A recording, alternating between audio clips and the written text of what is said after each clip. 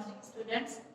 Yesterday, in Taro's reward chapter, we read about that how much thoughtful the son was Taro, और उसके बारे में पढ़ा था कि भाई किस तरीके से वो अपने फादर की जो डिजायर है, जो एक्सपेंसिव सेक है, वो किस तरीके से वो पूरी करने के लिए हार्ड वर्क कर रहा होता है। लेकिन फिर नेचर ने उसको अपने आप ही एज अ गिफ्ट उसकी थॉटफुलनेस की वजह से, उसकी गुडनेस की वजह से, उसके पेरेंट्स के लिए उसकी ओबीडियंस की वजह से उसको खुद ही रिवॉर्ड दे दिया है।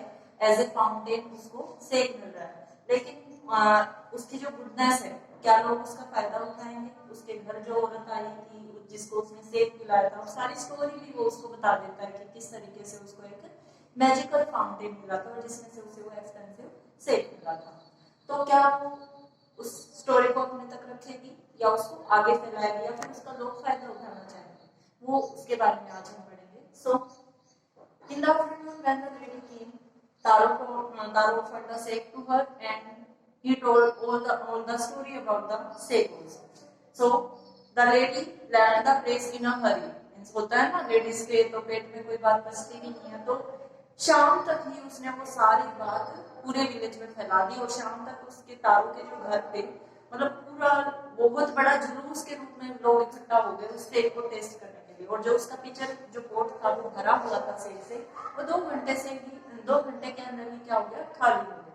तो लोग उससे पूछने लगे कि भाई हमें भी उस सेक का रास्ता बता दो। तो अगली सुबह जब तारो ये सोचता है कि मुझे मेरे घर पे इतने सारे लोग आ रहे हैं, I have to offer them also the sake, I have to serve that people also, that's why I have to collect more and more sake, so I have to go earlier so that I can chop the woods also and I can collect the more sake also. So as he intended होता है किसी चीज को plan करना, तो जैसा कि उसने इंटेंड किया था, प्लान किया था, वो अगली सुबह जब बहुत जल्दी पहुंचता है, he was शॉक हो गया था। क्यों हो गया था? क्योंकि जब वो वहां पे जाता है तो उसको विलेजर्स पहले से ही बहुत ज्यादा बर्तन, जो भी जार्स, बकेट्स, पोट्स वगैरह जो भी मतलब उनके पास स्टेंसिल्स थे, उनके साथ उनको देखता है वहां पे। और सारे के सारे वहां पे क्या करने गए हुए थे, सेक को कलेक्ट करने के लिए गए हुए थे। लेकिन उनको देख के वो एक रॉक के पीछे छुप जाता है, he hide himself behind the rock and some that a villager knelt होता है घुटने के बल झुक के बैठना, तो उस पोजीशन में वो बैठता है और टेस्ट करता है। What was it? Was it a sake? No, it was water. Again and again he tasted, but it was the simple water. They did not find it safe. So all the villagers, they also tasted it and all the villagers found it. It was not the safe, it was the water.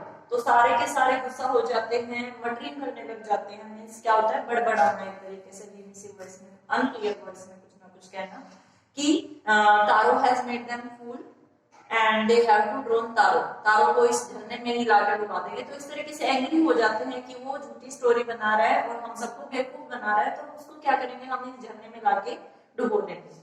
तो इस तरीके से जब वो सारे villagers चले जाते हैं, तो तारो इतना क्लेवर होता है कि उस सिचुएशन में बाहर नहीं निकल के आते, क्योंकि ऑब्वियसली अगर वो उस टाइम बाहर आता तो लोग उसको उसी टाइम डुबो के मार देते। तो बाद में वो निकल के बाहर आता है, वो भी शौक होता है, वाज इट अ ड्रीम, क्या ये एक ड्रीम था कि मेरे को कल तो यहाँ से सेक मिला था और आज सबको यहाँ पे वाटर मिल रहा है। Then again he also tasted the liquid, but again he was shocked. It was the delicious sake this time also.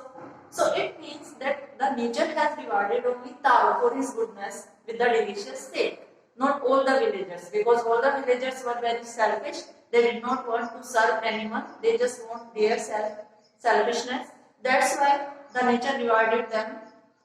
Not rewarded them, only the nature rewarded Taro for his goodness. So with this story spread all through the country, and the emperor of Japan also rewarded Taro for his goodness and for his thoughtfulness and obedience. He named a fountain with the name of Taro. उसने अपने जो city में बहुत ही सुंदर fountain था उसका name क्या कर दिया, तारो। इस तरीके से नेचर ने भी तारो को रिवॉर्ड दिया और जो एम्परर था उसने भी तारो को रिवॉर्ड दिया। So it was an interesting story ना, दैट अगर हम अपनी गुडनेस को नहीं छोड़ते हैं तो मतलब God is also watching us, and maybe it can be late but other people also will observe our goodness and we will be rewarded in all ways. So morals of the story are: number 1, honor the parents, we should always honor and respect our parents and we should obedient to them. Be thoughtful, हमें दूसरों के बारे में भी सोचना चाहिए। जैसे इस चैप्टर में तारो ना सिर्फ अपने पेरेंट्स के बारे में बल्कि और विलेजर्स के लिए भी काफी थॉटफुल था। वो उनके लिए भी सेब को इकट्ठा करने के लिए जाना चाह रहा था। So we should be thoughtful always. Next thing, do hard work. अब देखिए जैसे तारो को एक्सपेंसिव सेब मिल गया था, लेकिन फिर भी वो सेब को बेचने की भी सोच सकता था अगर वो सेल्फिश होता तो, लेकिन उसने फिर भी उस चीज को पॉजिटिव वे में लेके अपने हार्ड वर्क को एज इट इज रखा। वो जल्दी लकड़ियां काटने के लिए उठा और साथ ही साथ ताकि वो और लोगों को सर्व भी कर सके। So we should do hard work and we should believe on our hard work and our capacity also. Last one, be clever in adversities.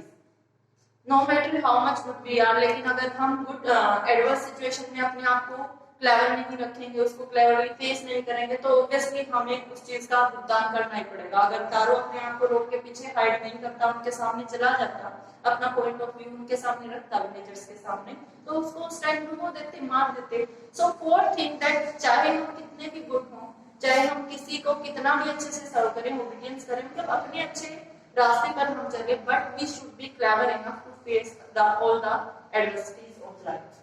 So difficult words of this chapter are chop. Chop means होता है लकड़ी को छोटे छोटे pieces में काटना, जो कि तारो करने जाता था डेली। टीचर, टीचर मींस होता है कोड, जो जिसमें तारो ने सिलेक्ट जो सेब था वो कलेक्ट किया था। डिलाइटेड, डिलाइटेड मींस होता है फीलिंग हैप्पी। जब जो उसके फादर ने सेब पिया था तो वो क्या हुए थे, he felt delighted, बहुत ही ज्यादा हैप्पी हो गए थे, and he danced in the middle of the floor also. Intent होता है किसी भी चीज को प्लान करना, सोचना, प्लानिंग करना किसी भी चीज की। विसल थ्रो, विसल थ्रो का मतलब होता है कि मतलब साए साए करके अगर कोई चीज मींस मोस्टली तो हवा के लिए ये चीज यूज होती है। क्रैक्स के बीच में अगर कोई चीज हवा अगर पास थ्रू होती है, passing through along with the noise, तो that is called whistle through. Axe means होता है कुल्हाड़ी, ठीक है, एक ऐसी टूल जो आगे से शार्प एज की होती है, पीछे से लकड़ी की बनी होती है, and that is generally used to cut the wood. Night होता है घुटने के बल की पोजीशन में झुक के बैठना, and last one muttering. Muttering होता है बड़बड़ाना, मतलब अनक्लियर वॉइस में बड़बड़ाना किसी चीज को। After that, question answers of this chapter. Number 1, why did Taro run in the direction of the stream? Obviously, he was feeling very thirsty, and in that place he had never seen any waterfall or any source of water. That's why he ran in the direction of the stream. Second one, how did Taro's father show his happiness after drinking the sake? This question we have done as an internal question also. That when his father drank the sake, he danced in the middle of the floor. He was feeling so delighted that he started dancing to show his happiness. Why did the waterfall give Taro sake and others water? Very simple, because Taro was good enough, he was very thoughtful, obedient, and he was full of goodness only. So for his goodness, the waterfall rewarded Taro with sake and others water, because the other people were selfish, or we can say they were not good enough as Taro. Fourth question, why did the villagers want to drown Taro? जो villagers थे वो तारो को क्यों डुबोना चाहते थे? As we have read, क्योंकि उन्हें लग रहा था कि तारो ने उन लोगों को फूल बनाया है। The villagers thought that Taro had made fool of them. That's why they want to drown Taro. Last question, why did the emperor rewarded Taro? जो emperor था उसने तारो को reward क्यों दिया? Obviously very simple, for his goodness, to honor his parents. He always honored his parents, respected them, and he was very obedient child and thoughtful son of their parents. That's why the emperor rewarded Taro. Thank you.